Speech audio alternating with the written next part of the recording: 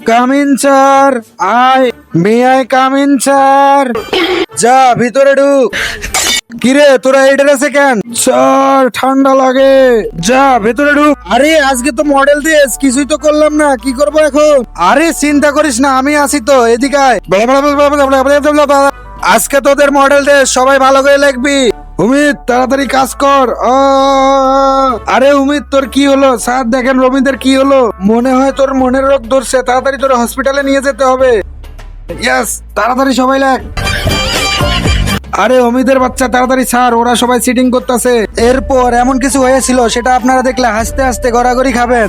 তার আগে তুমি যদি তোমার মাকে ভালোবেসে থাকো তাহলে চ্যানেলটিকে লাইক সাবস্ক্রাইব করে কমেন্টে আই লাভ ইউ মা লিখে যাও। আর যদি না করো তাহলে বুঝবো তুমি তোমার মাকে একটুও ভালোবাসো না। ইয়েস, এরে জুতো শুঙ্গাইলাম কিন্তু কাজ হইলো না। এক কাজ করি, আমার ওইটা শুঙ্গাই। স্যার ঠিক হয়ে গেছে।